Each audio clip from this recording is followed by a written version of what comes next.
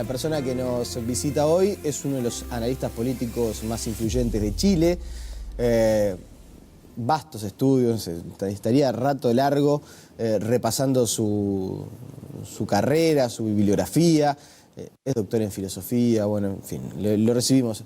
Axel Kaiser, ¿cómo le va? Buenos días, Muy gracias bien. por venir. Muchas gracias, muy contento. Y además alguien, sí, me imagino, Sí. entre lo que Después veíamos de esa recién. final, ¿no? Entonces, ¿cómo andan con los penales? No pierden, parece que juegan la definición por penales y no pierden. Y estamos, parece que desarrollando la sangre fría para enfrentar ese tipo de instancias que son tan duras y que nos ponen tan nerviosos, pero vamos ganando, eso es lo que importa. Ahora van a disputar la final de la Copa de las Confederaciones y no es poco. Y aparte usted lo agarra acá en Uruguay, que eso Aparte, se sufre el doble. Me agarran en Uruguay, que se sufre el doble y se celebra solo. Exactamente. Yo decía, iba a mencionar en la presentación, esto también buscándole un poco una cierta chicana, quizás uno de los mayores abanderados del liberalismo por estos lares. ¿Siente que el mote de liberal o de neoliberal es algo que está un poco pasado de moda y como que nadie se lo quiere poner? Lo de liberal yo creo que está entrando de moda en Europa, en Estados Unidos, en Chile incluso y en varios países de América Latina. Entre las juventudes esto de ser liberal se está poniendo muy de moda, que no es lo mismo que el tema del neoliberalismo. La verdad es que es un concepto muy difícil el de neoliberalismo porque se presta para cualquier cosa, ¿no? Y en general tiene una carga emotiva y negativa muy mala. La gente no quiere asociarse con nada que se llame neoliberalismo porque está asociado, qué sé yo, a reformas, por ejemplo, como las económicas de Argentina, que fueron muy corruptas y que en realidad no tuvieron mucho que ver con lo que nosotros entendemos por un mercado competitivo, con derechos de propiedad, con libertad económica y todo lo demás. Es un concepto que además surge de un teórico alemán, Alexander Rusthoff, en la década de los 20, ¿no? Que había sido él marxista. Y él busca un sistema intermedio entre el socialismo y el capitalismo, y él lo llama neoliberalismo. Entonces algo mucho más parecido a la socialdemocracia en su origen, el concepto. Después se distorsionó, ¿no?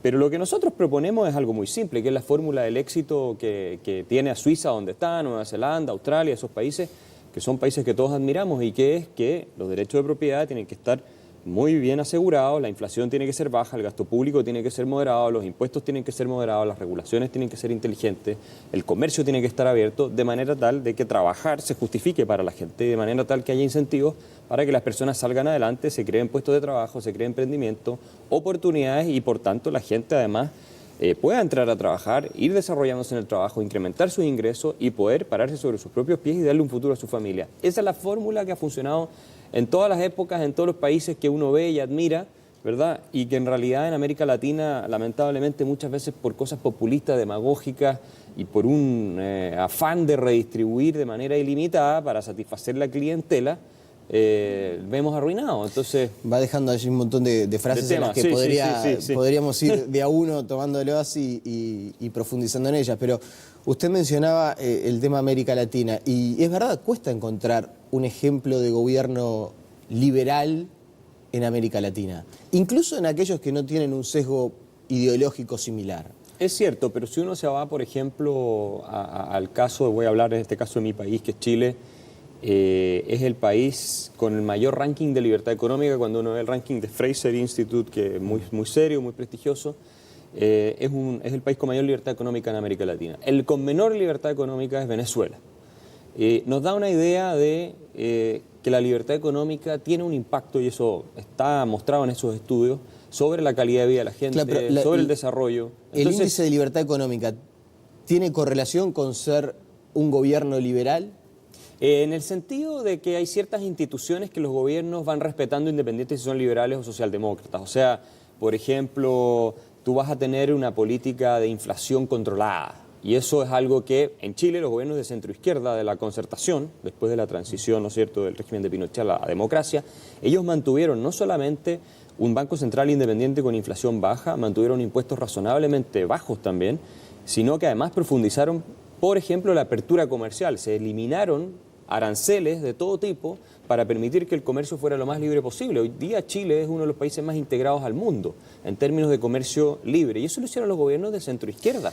Y eso no hay que olvidarlo, y es una muy buena idea porque ayuda mucho a la gente. ¿Sabe que acá en el Uruguay, en muchos estamentos, hablar de tratados de libre comercio y de eliminar ciertas... De hecho, hay firmado un tratado de libre comercio entre Uruguay y Chile, de cuarta generación, le llaman los gobiernos, y a nivel parlamentario está un poco detenido, entre otras cosas, porque sectores del oficialismo tienen ciertos reparos a firmarlo por el tema, por ejemplo, de las patentes, ¿no? El tema de las patentes es un asunto que cuando se analiza el tema de los tratados de libre comercio, siempre se pone allí arriba de la mesa. Hay que quitar ese miedo a los TLC, porque en el sentido de que amenace fuentes de empleo. Sí, mira, la verdad es que la teoría económica hoy en día, desde premios Nobel como Paul Krugman, que está más a la izquierda, hasta, si tú quieres, ir a un Milton Friedman, que está mucho más en el lado libertario, casi no existe discusión de que el libre comercio es positivo para las naciones, para la gente sobre todo más desaventajada, porque le permite acceder a bienes y servicios mucho mejores a precios mucho más bajos. Déjame darte un ejemplo concreto de esto. Nosotros en Chile tenemos hoy día aviones completos que llegan todos los días de argentinos a comprar productos que también existen en Argentina, pero los compran en Chile porque son muchísimo más baratos en Chile. ¿Y por qué es eso? Porque nosotros tenemos una economía integrada al mundo y los argentinos tienen una cantidad de protecciones, de aranceles y de problemas que hacen que el mismo producto en Chile valga la mitad, en algunos casos, de lo que cuesta en Argentina. ¿Quién se perjudica y quién se beneficia con eso? Obviamente se beneficia con el libre comercio el gran consumidor, la gente de clase media, la gente de los sectores más vulnerables.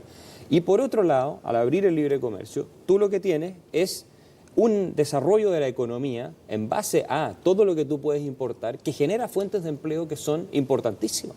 Entonces sí, tú puedes tener una economía protegida y vas a beneficiar a un par de empresarios de la competencia internacional. Entonces esos empresarios van a decir es que mi empresa es tan importante, entonces vamos a dejar a la gente en la calle, pero lo que no se está viendo es todos los empleos que tú vas a crear y toda la gente que vas a beneficiar, que son millones y muchos más, que aquellas empresas que van a tener que someterse a la libre competencia internacional, que por lo demás es del mundo como está funcionando. O sea, hoy en día tú no puedes pretender que no existe la globalización, que no existe la competencia china, que no existe todo eso.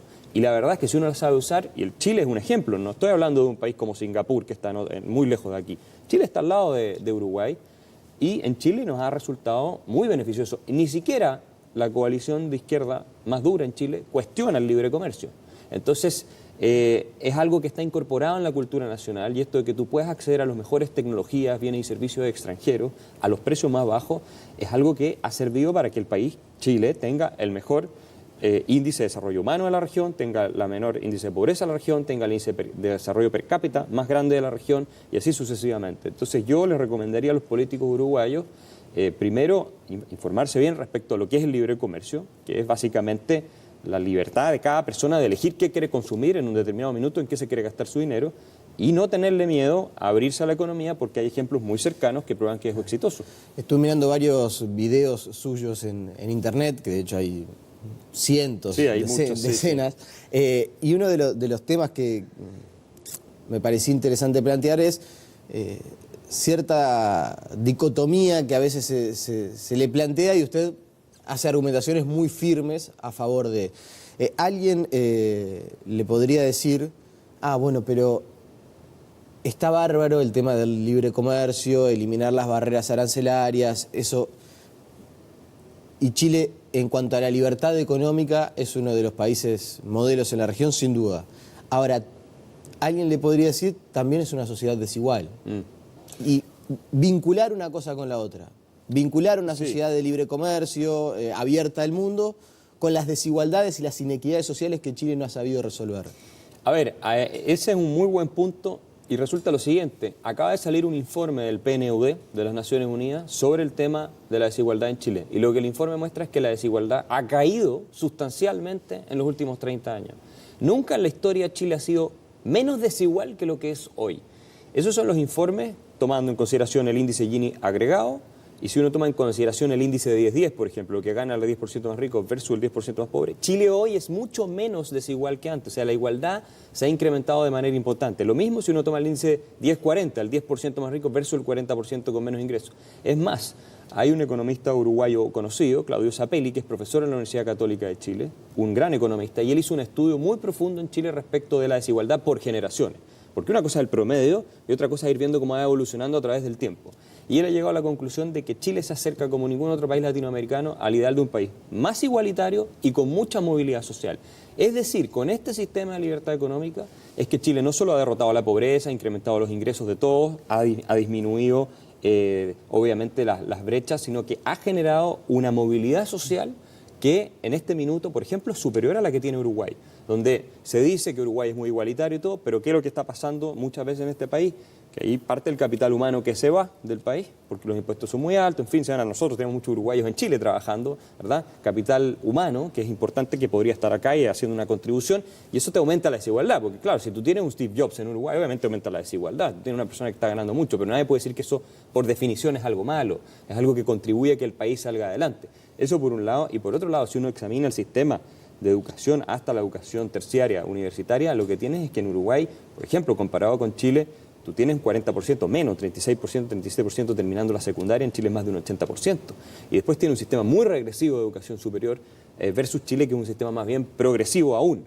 Entonces, todos esos datos hay que considerarlos en su contexto. Eso no quiere decir que Uruguay esté mal, comparado con América Latina está bastante bien.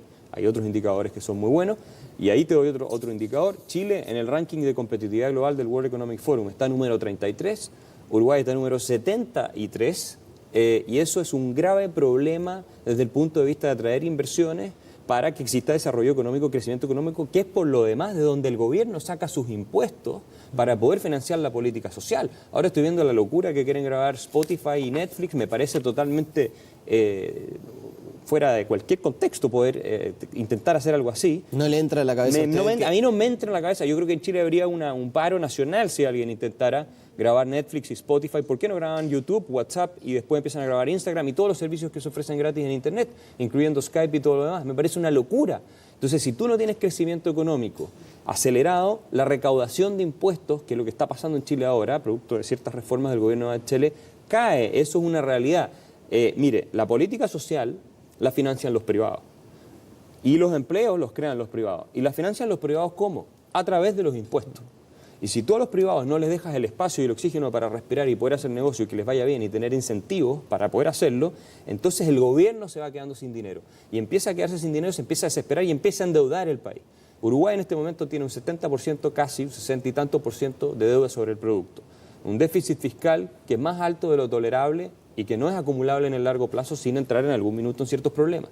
Entonces, ¿qué están haciendo los políticos uruguayos? En lugar de reducir el tamaño del Estado, que es la principal agencia de empleo del país, y que eso tampoco es sostenible, eso es lo que tiene Argentina como está hoy en día, en lugar de reducir el tamaño del Estado, de hacer el país atractivo para la inversión internacional y nacional, lo que están haciendo es seguir subiendo impuestos y siguen incrementando el gasto. Entonces, ¿hasta cuándo en nuestros países latinoamericanos vamos a tener clases políticas que capturan completamente el Estado para repartir favores y que sobornan a la gente con su propio dinero? Usted mencionaba el tema de la iniciativa esa de grabar Spotify o Netflix. Bueno, sí, la vi ahora en el titular, sí, no, sí. No sé en qué va a quedar eso. Claro, pero cuando usted ve ese tipo de titulares, ¿no? Usted viene de recorrer el mundo, no solamente Chile, ¿no? Anda por Europa, por todo. ¿Qué es lo primero que se le viene a la cabeza, más allá de pensar que es una locura? Bueno, también en Europa hay discusiones respecto a qué tan sustentables son los estados benefactores, porque hay mucha deuda, todos tienen, Francia, por ejemplo, acaban de elegir a Macron con una agenda de reformas, porque Francia tiene un 25% de desempleo juvenil, un 10 o 11% de desempleo promedio, que para ellos es mucho, un 90 y tanto por ciento de deuda sobre el producto. O sea, hay un problema grave con la economía francesa para el potencial que tiene. Entonces, pero tú lo que ves hoy día, y sobre todo en América Latina, pero no solo acá, es que los gobiernos en el mundo, salvo Inglaterra, que ha dado algunas señales, Estados Unidos, por un lado, porque por otro lado es una locura. En algún momento quiero hablar del tema de Estados Unidos. Vamos a hablar de eso.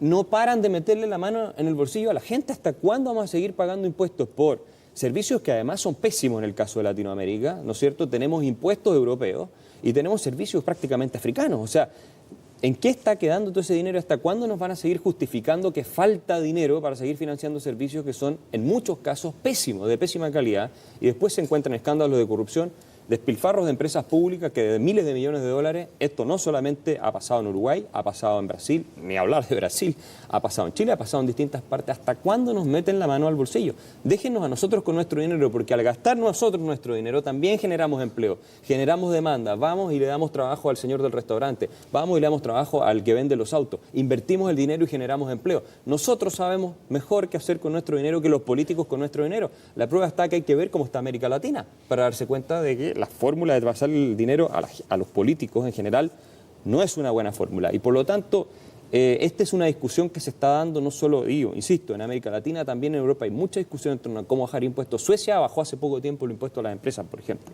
Nosotros vamos subiendo. Yo lo escuché varias veces hablar del tema Suecia, ¿no? Y los países nórdicos como... que nos encanta a nosotros. Exactamente, como una especie de ideal. Ahora, es verdad, y se lo iba a preguntar, Suecia, Dinamarca sobre todo, Noruega, son de los países con más alta tasa de impuestos. Claro, uno puede decir, no sé, en Dinamarca, yo leía que a los sueldos más altos le quitan hasta un 53% del sueldo en impuestos.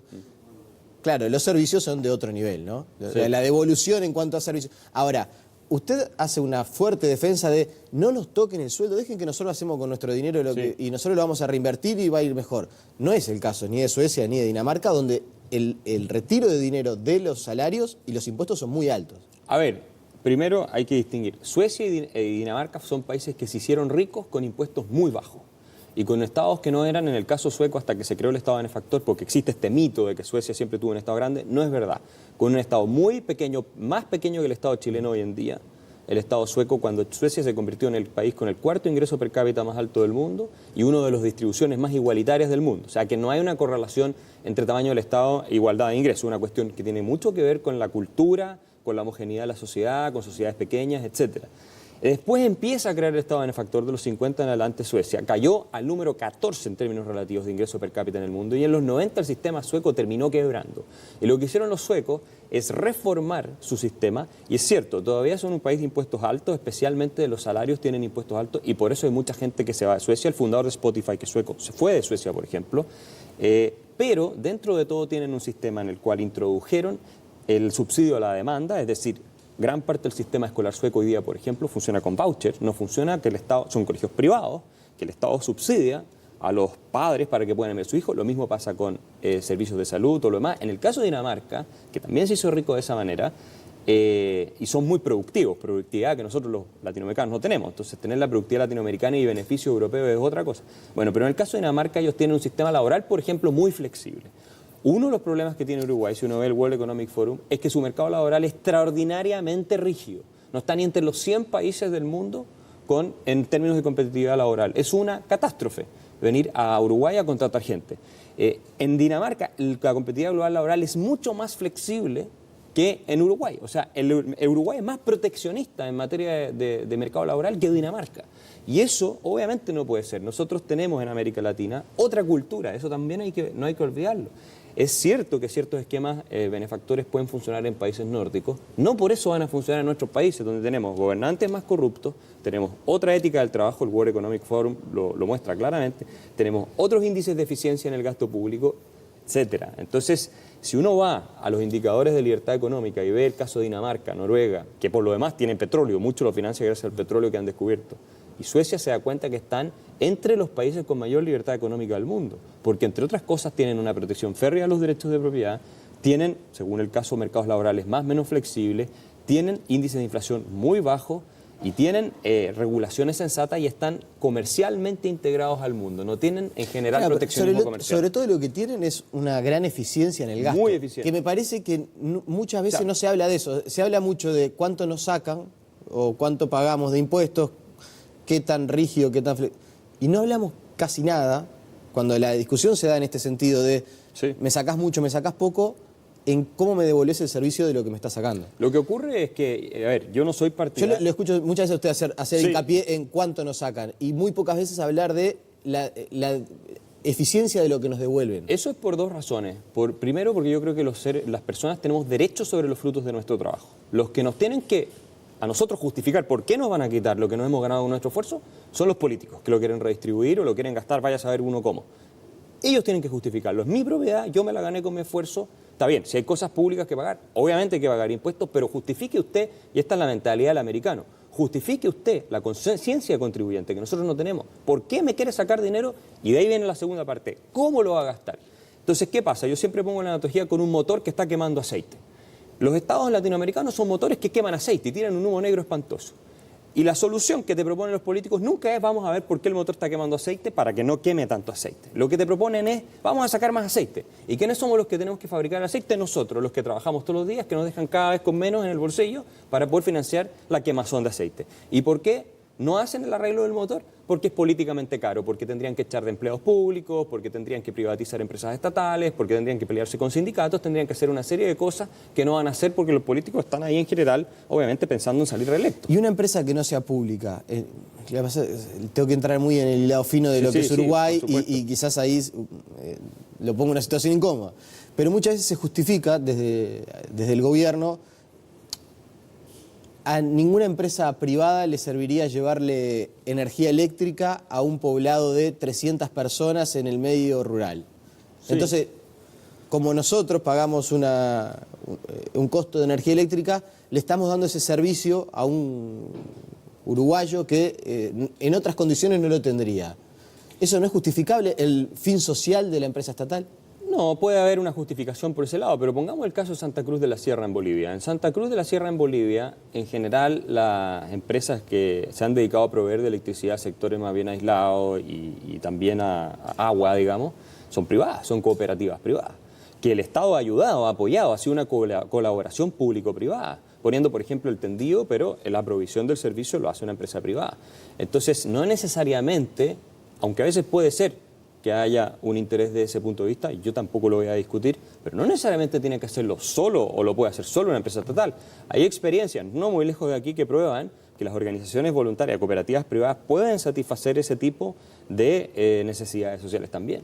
Entonces, no es que o lo hace el Estado o no lo hace nadie, y en general tampoco es una buena justificación para que el Estado controle una compañía. ¿Cree mucho en la autogestión usted? Yo creo mucho en la responsabilidad individual y creo no solo por un tema de principio, creo que los seres humanos, nuestra dignidad pasa en buena medida porque nos paramos sobre nuestros propios pies y somos responsables de nuestro destino. Se podría poner de acuerdo con Mujica, que insiste bastante en el tema de la autogestión. Bueno, y lo otro, en eso tal vez no está tan equivocado él. Y lo otro es que la evidencia empírica, la evidencia de la teoría, de la evidencia económica, de los estudios que se han hecho, es muy clara en el sentido de que eso funciona mejor. La última, y lamentablemente se nos voló el tiempo. No quiero dejar de hablar de los Estados Unidos, porque es la meca del liberalismo, de alguna manera, y ahora está gobernada por alguien que parece ir en la vía contraria. Pateó el TPP.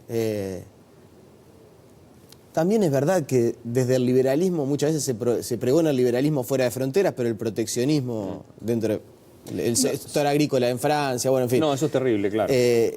Como que nadie ve el liberalismo aplicado al 100%. ¿Qué pasa en Estados Unidos? No, porque lo que ocurre es que hay grupos de interés que presionan por proteccionismo. Obviamente los agricultores en Europa, un ejemplo, en Estados Unidos también. Ahora, lo de Trump y esa amenaza de cerrar el comercio mundial es terrible, porque si realmente entra en una guerra comercial Estados Unidos con China, entonces nos va a afectar a todos, puede llevar a la contracción del acuerdo. Acordémonos que en los 30, la Gran Depresión, se desata en buena medida por la ley Smoot-Hawley que aprobaron en el Parlamento norteamericano en el año 32-33, que lo que hace es subir la barrera arancelaria dramáticamente a productos importados hacia Estados Unidos, y eso generó una reacción de venganza, digamos, de los demás países que empezaron a hacer lo mismo con otros. Entonces se generó una depresión que fue mundial, y entre otras razones eso llevó a los nazis al poder en Alemania. O sea, cuidado con empezar a jugar al proteccionismo y la guerra comercial, y por eso le digo también a los políticos uruguayos que si no funciona para el mundo, no funciona para Uruguay.